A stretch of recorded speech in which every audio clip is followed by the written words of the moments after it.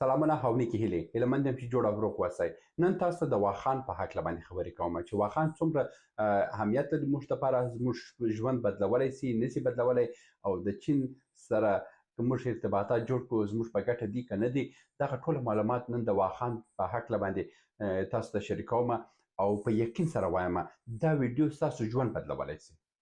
یعنی که موږ دا ویډیو د واخان په هکله باندې که تاسو دا ویډیو ولیدله او ستاسو فکر او افکارو د افغانستان په حالات باندې به ستاسو فکر بدل سي. نو ستاسو څخه هیله کوم دا ویډیو تر پایه وګورئ. ځو درس ته ځو. مخکې له دې چې واخان په هکله باندې موږ خبرې وکړو، موږ باید د ابریشم لاره وپېژنو چې ابریشم لاره د څه؟ ابریشم لاره هغه په ابریشم لاره چین چې دی د اروپا سره وصلوي او چین چې دی د افریقا سره وصلوي، او دغه لاره چې وه پخوا د چین څخه داسې راغلی و پر افغانستان باندې، پر ایران باندې، او همداسې ترکیې څخه، او همداسې بیا داسې پر عراق باندې راځي، د عراق څخه بیا ځي پر افریقایي هیوادو باندې تیریږي. نو اوس دغه ګډوډیانې کې چې افغانستان کې د جنګونه او ګډوډیانې سوه، چین یو بل پلان جوړ کړی دی چې هغه پر تاجکستان باندې، تر ازبکستان، ترکمنستان، ایران همدا په دې ډول باندې ځي. مګر بیا هم ستونزه څه ده چې د چینایان بیا هم افغانستان ته لیواله دي او په داسه باندې پر تاجکستان او ازبکستان باندې دا لاره نه وړي، ځکه چې چین دا لاره ځکه نه وړي چې دا لاره یعنی په کال کې 6 میاشتې دا یخبندانه ده، دلته واوره ډیره ده، دلته لارې بندې دي، دلته د ترانسپورت حرکات نه کیږي، او دلته مجبور دي چې دوی د مځکې لاندې ریل سیستم جوړ کړي، او د مځکې لاندې ریل سیستم هم دوی ځکه نشي جوړولی چې دغه منطقه چې ده دا زلزله خیزه ده، او دلته چې دی چین چې دی خپل زړه نه ښه کوي چې په دې ځای باندې پانګونه وکړي، او دا پانګونه چې ده د چین دپاره ګټه نه ده. مګر بیا هم په بار چینایان چې دي افغانستان ته منتظره کیږي تر څو د افغانستان کې فرصت پیدا سي او هغه د واخان څخه استفاده وکړي، او د واخان څخه موږ د واخان له طریقه همدا چې راسي پر ایران باندې او اروپا ته ځان ورسوي. په دې ویډیو کې زه تاسو ته دا خو تاسو پوه شوئ چې اوس تاسو ته د سیپک په هکله باندې خبرې کوم چې سیپک پروژې چې ده آیا د واخان لپاره ستونزې جوړوي که یې نسي جوړولی؟ په اصل کې چین په دې باندې پوهیږي چې پاکستان چې دی د انګلستان مستعمره ده. پاکستان د کامن ویلث هیوادونو په حق په جمع کې راځي، هغه اوس هم په غیر مستقیم ډول باندې د انګلستان مستعمره ده، او چینایان په دې باندې ډېر ښه پوهیږي، او چینایان په دې پوهیږي که موږ په دې لاره باندې راسو موږ ته مزاحمتونه ډېریږي او دا ستونزې په موږ باندې دوامداره وي. نو همدغه هو چې اوس په سیپک پروژې مکمله بنده کړې ده، او د سیپک پروژې یو بله ستونزه څه ده؟ هغه پروژه دا ده چې کله هم چین غواړي دې اوبو ته ځان راورسي، نو بیا مجبوره دي چې راسي دلته د سویس کانال څخه ځان تیر کړي، او د سویس کانال څخه چې تیر سو مدیترانې ته ځان راورسي. نو دلته ستونزه دا ده چې دا د سویس کانال چې دی د امریکایانو تر کنټرول لاندې دی، او امریکایانو جوړ کړی دی، تر اوسه د امریکایانو تر کنټرول لاندې دی، او چینایان په دې باندې پوهیږي چې دلته په سویس کانال کې هم موږ ته ستونزې جوړوي، او د اوس دپاره چینایان چې دی یوازینۍ لارې همدغه ده چې دوی پر واخان باندې راسي، واخان باندې پر ایران باندې تیر سي، او داسې راسي پر ترکیې باندې، او ځان داسې ته ورسي اروپا ته ورسي. بیا د همدې ډول باندې چې پر افغانستان باندې راسي، پر ایران باندې ولاړ شي، پر عراق باندې، او د عراق څخه بیا داسې پر اسرائیلو پر دې بیا ځان ورسي افریقا ته ځان ورسوي. نو دا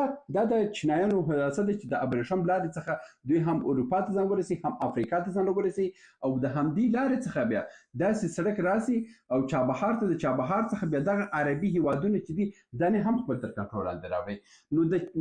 دغه کوریډور چې دی د څه بله د واخان کوریډور چې دی دا دومره مهمه دی په دنیا په سطح باندې، دا ډېر مهمه دی، او دا چینایانو دپاره یعنی د چین په 2023 کال کې تاسو په انټرنیټ کې وګورئ دا 600 میلیارده ډالره تجارت یې کړی دی. اوس دا 600 میلیارده تجارت چې دی دا زیاتره چین په حدود 80% په سمندري ترانسپورت باندې دوی کار اخلي. سمندري ترانسپورت څخه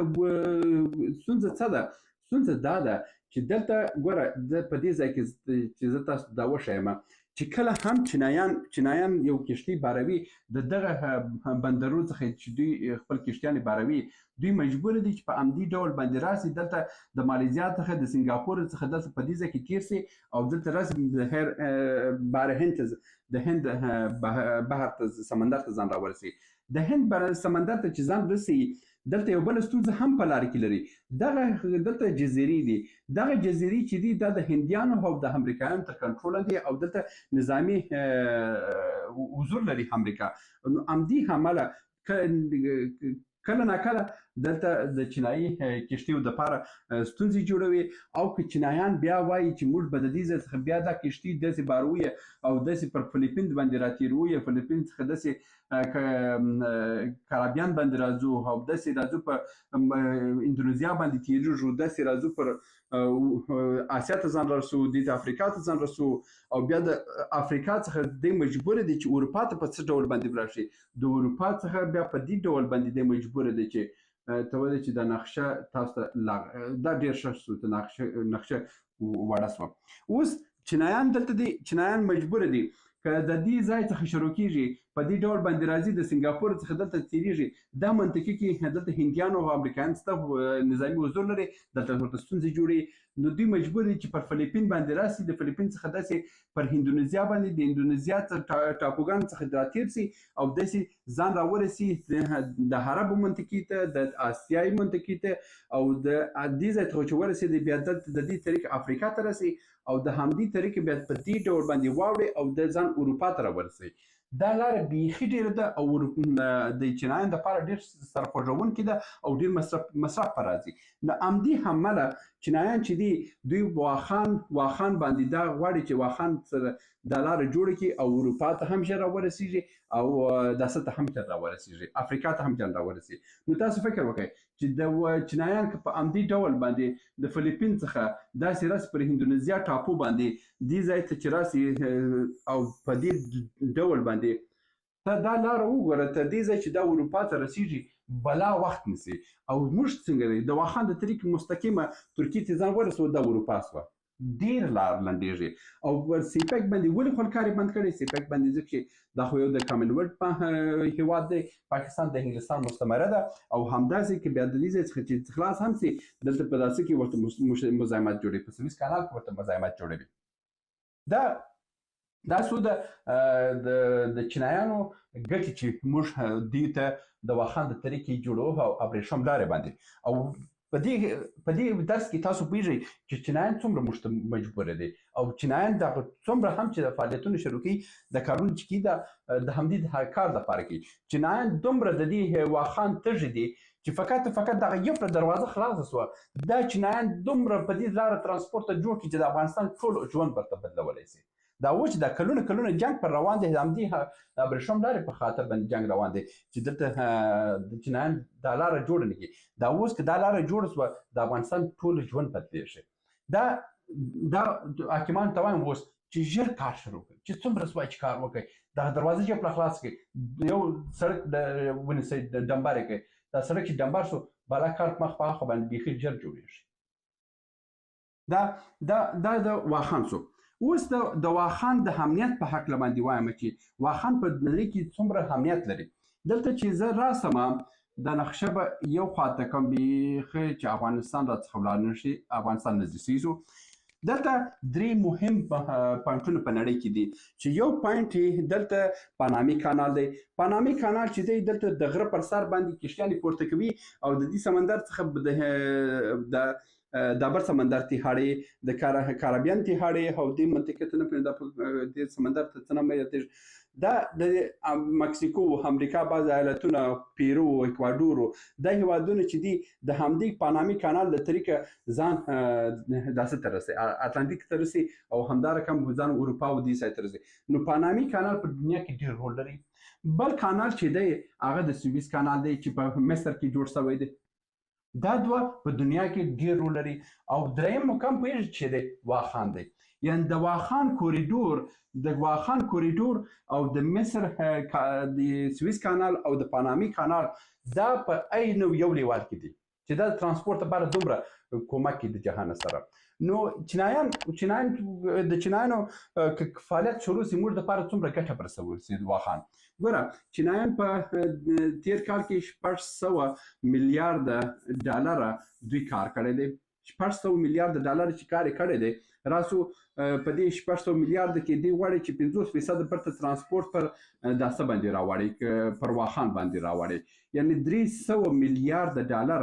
دی به پر واخان باندې ترانسپورت کوي 300 میلیارډ ترانسپورت یو کوي زموږ قرارداد اوس په داسه کې څه رقم دی په آسیایي هیوادو کې موږ چې کله هم د پاکستان څخه د ایران څخه تاجکستان څخه موږ خپل جنس راوړو که د جنس قیمت دی 100 افغانۍ موږ په دې د هیواد څخه چې دا تیروي 2.5 روپۍ مالیه ورکوو د ترانسپورتي مالیه ورکوو یعنی بعض ځایو کې موږ به بعض قراردادونو ته 0.5 څخه شروع دی تر 2.5 روپۍ اوس چینایان چې دي چینایان په 2 روپۍ موږ سره هماده دي په 2% باندې یعنی په 2% باندې دوی 100% چینایان هماده دي 2% مالیه باندې دوی هماده دي ښه 2% مالیه باندې چې موږ په 300 میلیارډو کې موږ 2% واخلو دا حدود 6 میلیارډ ډالر فقط د واخان کوریډور موږ ته هر کال د چین د ادرس موږ ته ګټه رسوي دا خو یو د واخان لاره سوه چې موږ ته دا ګټه ده اوس د داسې ګټه هم درته وایم چې دا خو یوازې د چین خبره نه ده دلته چې د چین خبره نه سوه دلته چې کله دا واخان کوریډور فعال سو بیا خو دلته ایران هم خپل بعضې مواد شته چې چین ته هستي ترکمنستان هم خپل مواد چین ته هستي عربي هیوادونه هم د چابهار د طریقې ځان چین ته رسوي نو دا واخان زموږ دپاره دومره کار کوي یعنې زه په اطمینان در سره ویلی سم چې واخان که جوړ سي په 15 کلونو کې دی به د کاله 10 میلیارډ ډالره فقط افغانستان ته مالیه راوړلی سي یو واخان دومره حیثیت موږ لري که موږ وغواړو په واخان باندې سرمایه ګذاري وکړو نو واخان زموږ دپاره ډیر حیثیت لري پر واخان باندې ور مصارف وکړئ او زه د ټولو هیوادوالو څخه غوښتنه کوم چې دغه اقتصادي او سیاسي مسایلو کې ځان باخبره وساتئ انشاءالله چې د کلیوال پښتو یوټیوب چینل چې دی ټوله علمي ویډیوګانې اپلوډوي او ټوله سیاسي او اقتصادي دي که تاسو هم دغه چینل سره راسئ ستاسو ژوند به بدلیږي زه تاسو ته په ضمانت درته وایم چې زه بې ځایه او بې منطقه او بې هدفه ویډیوګانې نه اپلوډوم ټوله په منطق او په استدلال او په اساس د آیندې دپاره به بهترینه ویډیوګانې وسي دا و د واخان ویډیو تر بیا مو په الله سپارم ښه کار